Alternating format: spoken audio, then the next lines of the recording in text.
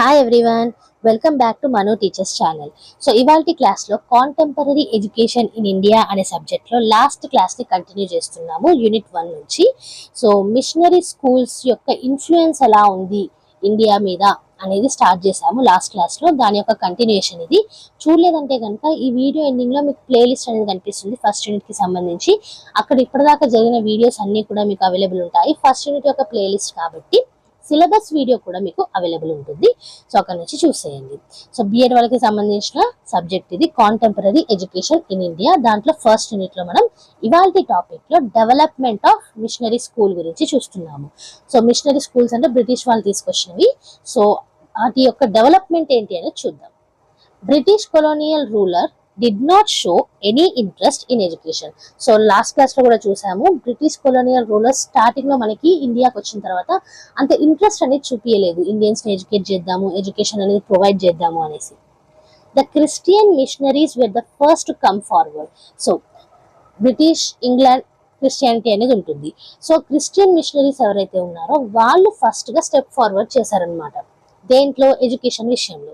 The Baptist missionary William Carey came to India in the year 1793 AD. He along with his friends established Baptist mission in Serampore 1800 AD. So ఈ machinery schools లో భాగంగా Baptist missionary William కారే గారు ఎప్పుడైతే ఇండియాకి వచ్చారో 1793 AD లో, అప్పుడు ఆయన ఫ్రెండ్స్ తోటి కలిసి బ్యాప్టిస్ట్ మిషన్ అనేది సెరంపూర్ లో నిర్మించారనమాట, ఎస్టాబ్లిష్ చేశారు 1800 AD లో. Okay, by their enthusiasm many primary schools came up in nearly places. So వీళ్ళ యొక్క ఇంట్రెస్ట్ వల్లనే, వీళ్ళ యొక్క ఎంతూసియాజం వల్లనే దగ్గర ప్లేసెస్ లో స్కూల్స్ అనేటివి వచ్చాయన్నమాట, ప్రైమరీ స్కూల్స్ సెరంపూర్ దగ్గర ప్లేసెస్ లో. Christian missionaries who did extensive work in the sphere of spread of modern education in India were inspired mainly by a proselytizing spirit to spread Christianity among the people. So Christianity spreading అనేది ఉంటుంది మనకి Christian religion లో. So religion ఎంతవరకు spread చేయగలుగుతారో అంతవరకు spread చేయాలన్నమాట. ఇది one of the బాధ్యత వాళ్ళది. సో క్రిస్టియన్ మిషనరీస్ యొక్క బాధ్యత అండ్ వాళ్ళ యొక్క ఎక్స్టెన్సివ్ వర్క్, ఈ ఎడ్యుకేషన్, మోడర్న్ ఎడ్యుకేషన్ కూడా ఇవ్వాలి అన్న ఒక ఇంట్రెస్ట్, ఇదంతా కూడా క్యారీ ఫార్వర్డ్ చేశారనమాట. దాంతో పాటుగా క్రిస్టియానిటీని కూడా పీపుల్ లో స్ప్రెడ్ చేశారు. These missionaries started educational institutions which along with imparting modern secular education also gave religious instructions in Christianity. So ఇంతకుముందే చెప్పాను కదా, మంచి సెక్యులర్ ఎడ్యుకేషన్ ఇప్పుడు మోడర్న్ గా ఎలా ఉందో ఆ సెక్యులర్ ఎడ్యుకేషన్ తో పాటుగా రిలీజియస్ ఇన్స్ట్రక్షన్స్ క్రిస్టియానిటీలో ఏవైతే ఉన్నాయో అవి కూడా ఇచ్చేవాళ్ళు అనమాట. The British government was however the principal agent is disseminating modern education in India. కానీ బ్రిటిష్ గవర్నమెంట్ ఏదైతే ఉందో వాళ్ళు ఓన్లీ మోడర్న్ ఎడ్యుకేషన్ అనేది ఎక్కువగా స్ప్రెడ్ కావాలి ఇండియాలో అనేది ఆలోచించారనమాట. సో దాని ద్వారా ఏమైందంటే it established a network of schools and colleges in India which turn out educated Indians well versed in modern knowledge. So దాని వల్ల స్కూల్స్, కాలేజెస్ ఎక్కువగా బిల్డ్ అయ్యాయి. సో దాని వల్ల ఏమైందంటే ఇండియన్స్ కూడా మోడర్న్ నాలెడ్జ్ తోటి ఎడ్యుకేట్ అయ్యారనమాట. నెక్స్ట్ చూసుకున్నట్టయితే objective of education. There were mainly 2 objectives of education by the British in India during the colonial rule. So colonial rule ఉన్నప్పుడు బ్రిటిష్ వాళ్ళు ఇండియాలో 2 మెయిన్ ఆబ్జెక్టివ్స్ అయితే తీసుకొచ్చారు. They require A group of people who can act as the mediator between them and the locals. So అప్పుడు మనకి different languages అవి ఇవి ఉండేవి కాబట్టి లోకల్స్ కును వాళ్ళకి మధ్యలో అంత కమ్యూనికేషన్ ఉండేది కాదు. సో ఆ మీడియేటర్ లాగా ఇండియన్స్ ఉండాలంటే వాళ్ళని ఎడ్యుకేట్ చేయాలి కదా. సో అలా ఎడ్యుకేషన్ అనేది ఇచ్చేవాళ్ళు. సో అది one of the objective. It was hard for the British to understand local culture at that point in time. Obviously వాళ్ళ కల్చర్ మన కల్చర్ వేరే ఉంటుంది కాబట్టి ఆ పాయింట్ ఆఫ్ టైంలో వాళ్ళ కల్చర్ అంటే లోకల్ ఇండియన్స్ కల్చర్స్ ఏదైతే ఉంటుందో అది అర్థం చేసుకోవడానికి బ్రిటిష్ కి హార్డ్ టైం అనేది ఉండేది.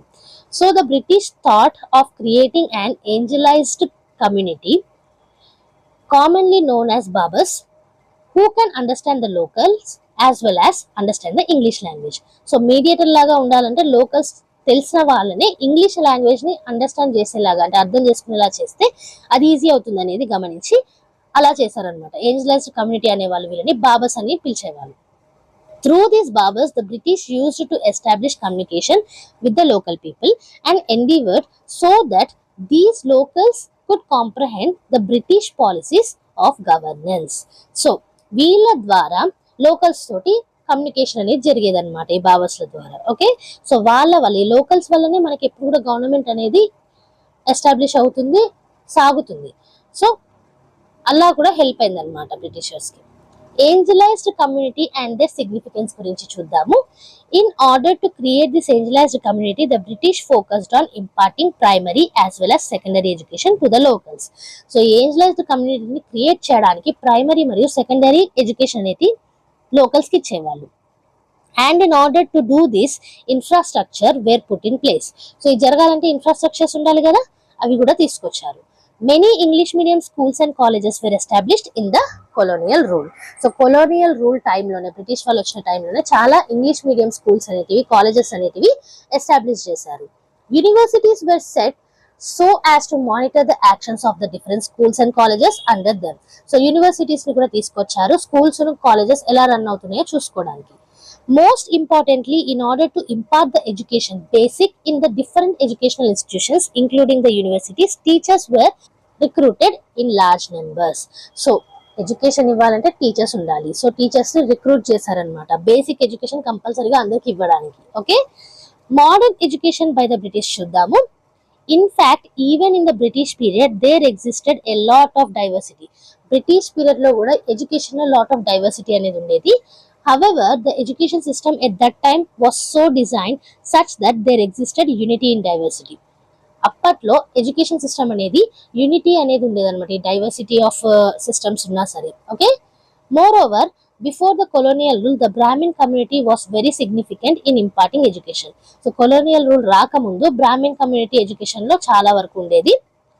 But with the Inception of colonialism there has been a westernization of education and people across different classes and sections of society, be it rich or the poor, began opting to study in English. So Brahmin community ఉన్నప్పుడు అందరికి education అనేది వచ్చేది కాదు, కానీ ఈ British colonial period లో ఏంటంటే చాలా మందికి ఎడ్యుకేషన్ అనేది అందిందనమాట.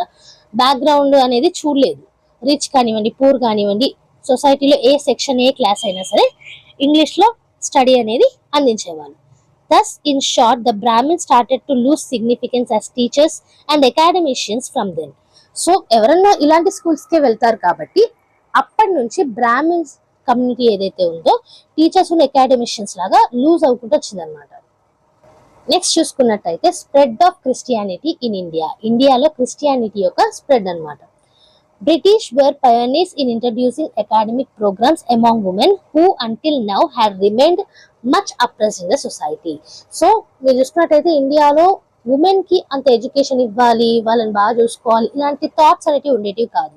కానీ బ్రిటిష్ వాళ్ళు ఈ థాట్స్ అనేటివి ముందు తీసుకొచ్చారు, ఎందుకంటే వాళ్ళ క్వీన్ కూడా ఉమెనే. Another objective of education in India in the colonial era was to increase the influence of Christianity by spreading Christianity different parts of India.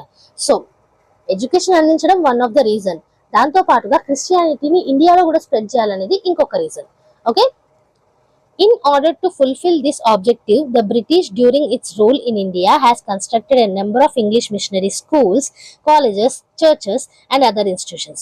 So ఈ స్ప్రెడ్డింగ్ ఆఫ్ క్రిస్టియానిటీ భాగంగానే అండ్ అలాగే ఎడ్యుకేషన్ అందించాలనేసి missionary schools, colleges, churches ఇంకా ఇతర institutions ని build చేశారు. And the objective was simple, and it was to promote conversion from other religions to Christianity, thus making the religion strong and influential. So వాళ్ళ objective clear గా ఉండేది, machineries యొక్క objective clear ఉండేది. ఏంటి, వేరే religions లో ఎవరైతే ఉన్నారో, హిందూ కానివ్వండి, ముస్లిం, బుద్ధిజం, సిక్, వీళ్ళు ఎవరైతే ఉన్నారో వాళ్ళందరినీ వాళ్ళ యొక్క మతం అనేది చేంజ్ చేసుకోవడం అనమాట, క్రిస్టియానిటీకి రావడం. సో దాని ద్వారా క్రిస్టియానిటీ అనేది స్ట్రాంగ్ గా ఇన్ఫ్లుయెన్షియల్ గా మార్చాలి అనేది వాళ్ళ యొక్క ఎయిమ్ ఉండేది. This tactics of the British was very much successful, as many people who are basically from the oppressed class of the society adopted Christianity as their religion. So ఇండియాలో మనకి ఏంటంటే బ్రాహ్మిన్ కమ్యూనిటీ, క్షత్రియ community, ఇలాంటి communities అనేవి ఉండేటివి. So ఎవరైతే వాళ్ళందరి ద్వారా oppress అయి ఉన్నారో ఆ కమ్యూనిటీ వాళ్ళు ఎక్కువగా క్రిస్టియానిటీ సైడ్ పోవడానికి మొగ్గు చూపారు అండ్ చాలా మంది మారారు కూడా. సో ఆ పరంగా చూసుకుంటే క్రిస్టియానిటీ స్ప్రెడ్డింగ్ అనేది చాలా వరకు అయింది ఇండియాలో కొలోనియల్ పీరియడ్ లో. ఓకే, సో ఇది ఇవాల్టి క్లాస్. ఇవాల్టి క్లాస్ లో మనం మిషనరీ స్కూల్స్ యొక్క డెవలప్మెంట్ ఏంటి అనేది చూసాము. అండ్ యాజ్ యూ నో ఈ మొత్తం నోట్స్ కూడా మీకు కింద డిస్క్రిప్షన్ బాక్స్ లో అవైలబుల్ ఉంటుంది. పీడిఎఫ్ లింక్ అనేది ప్రొవైడ్ చేస్తాము, అక్కడ నుంచి ఫ్రీగా డౌన్లోడ్ చేసుకోవచ్చు. ఈ ఫ్రీ నోట్స్ మీకు హెల్ప్ఫుల్ అనిపించిన, వీడియో అర్థమైనట్టు అనిపించిన లైక్ చేసేయండి. అండ్ కొత్తగా మనకి యూట్యూబ్ లో హైప్ అనే ఆప్షన్ వచ్చింది. కింద మీరు కామెంట్ సెక్షన్ కి వెళ్ళిన తర్వాత రైట్ స్వైప్ చేస్తే హైప్ అనే ఆప్షన్ కనిపిస్తుంది. అక్కడ నుంచి వీడియోకి మీరు పాయింట్స్ అనేవి ఇవ్వచ్చు. సో మీ ఎంకరేజ్మెంట్ అనేది మాకుంటే మేము ఇంకా మంచి వీడియోస్ అనేటివి, ఇంకా మంచి ఇన్ఫర్మేషన్స్ అనేటివి తీసుకొస్తాము. సో బిఎడ్ వాళ్ళకి ఈ ఛానల్ రికమెండ్ చేయండి, షేర్ చేయండి. మన ఛానల్లో every Tuesday and Friday regular videos అనేవి అప్లోడ్ చేస్తాము. ఛానల్ కొత్తగా విజిట్ చేసిన సబ్స్క్రైబ్ చేసేసుకోండి. పక్కనే ఉన్న బెల్ ఐకాన్ ప్రెస్ చేస్తే మేము వీడియో పెట్టిన ప్రతిసారి మీకు నోటిఫికేషన్ అనేది వచ్చేస్తుంది. సో మంచి మంచి వీడియోస్ అనేవి వస్తూనే ఉంటాయి కాబట్టి like, share, hype and subscribe. And next video తోటి మళ్ళీ కలుద్దాం. అంతవరకు eat, sleep, learn and repeat. And thank you for watching. Bye bye.